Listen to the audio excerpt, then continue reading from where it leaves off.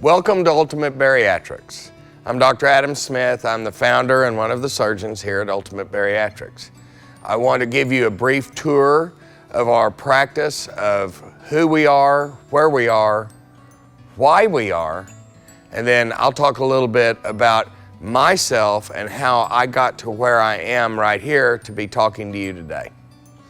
So, to begin with, I will talk about myself. I grew up in a small town, Ardmore, Oklahoma. I was the youngest of 4 boys. My dad was a drilling contractor. My mother was a stay-at-home mom. She was the organist for our little church and directed the choir for our little church. So very involved in our local church, and I was always kind of a member of a team, I would think. I was active in Cub Scouts, and then I was active in Boy Scouts, eventually becoming an Eagle Scout. I went Philmont Scout Ranch multiple times, scout camping, loved the outdoors. My poor father, he had to deal with Boy Scouts for over 20 years because we had 4 boys and our ages are quite different. My oldest brothers are 12 years older than me. And so, but being a part of a team was always important to me. And that continued throughout high school. It continued out throughout college. I was very active at the University of Oklahoma on the Campus Activities Council. I was very active in my fraternity and was just, again, a member of a team. A part of something bigger than myself was always important to me. Then I went to medical school in Tulsa at the Oklahoma State University College of Osteopathic Medicine. And here again, I was the president of the Student Osteopathic Medical Association there. I was involved in student government, student activities,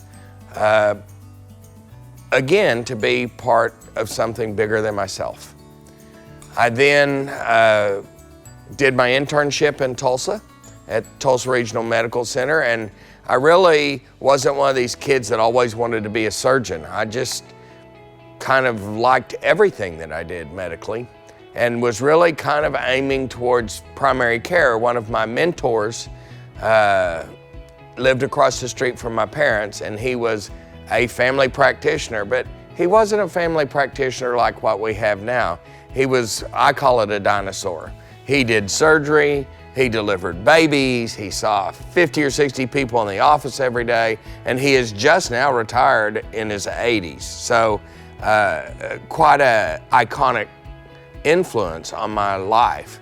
And I thought, well, that's what I want to do. Well, times had changed by the time I came along, so I had to choose a path, whether I wanted to do the primary care, which really suited me because I like people and like long-term relationships with people, or do I want to do surgery, which really thrilled me. The technical aspects of surgery, the disease management of surgery, and the immediate gratification or seeing the results of your action. So that drove me towards surgery.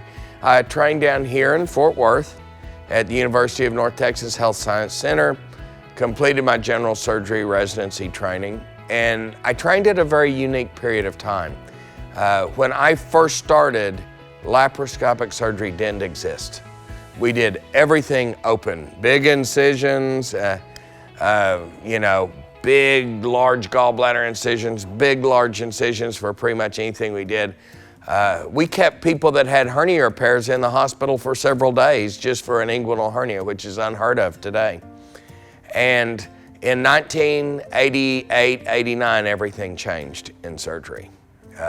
The first laparoscopic gallbladder was performed over in Tennessee, and it spread like wildfire.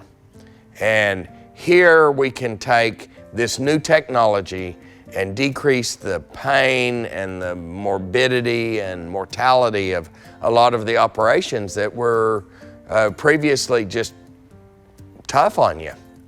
And so I was very interested in that. We had the luxury at UNT of having a sim lab and a lab where we could, as residents, work when we weren't actually working in the OR. We had an OR that was kind of a sim or a model lab where we could learn this technology safely and effectively at a much more rapid pace than people that were actually in practice. So we teamed up with several of the people that made the cameras, made the instruments, and all of that, and we kind of self-taught ourselves how to do a lot of these procedures. Towards the end of my residency, I realized, you know, there were people around the country that were doing some pretty cool stuff laparoscopically. So I literally picked up the phone and I looked up at who was doing all the publication, and there were several guys at a place called Creighton that were doing a lot of publication on laparoscopic surgery. So I called them up. I said, hey, I want to come learn from you.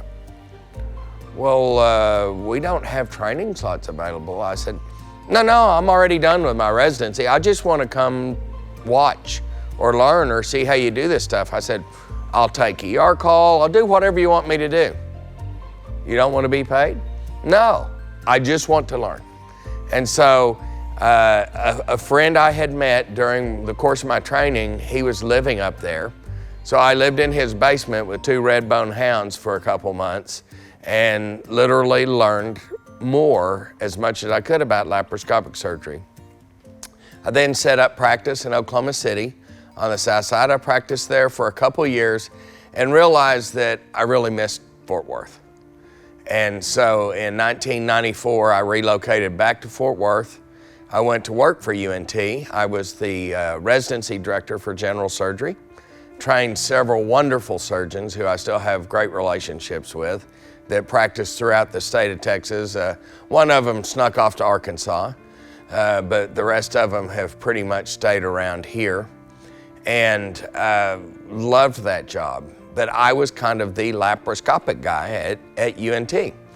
And in fact, I can't prove this beyond a shadow, but as far as I know, I did the first hiatal hernia repair laparoscopically here. I did the first adrenal removal here laparoscopically. I did the first splenectomy here laparoscopically while at UNT. So I was doing all this laparoscopic surgery, and I was heavy. I was not a heavy kid. I was small.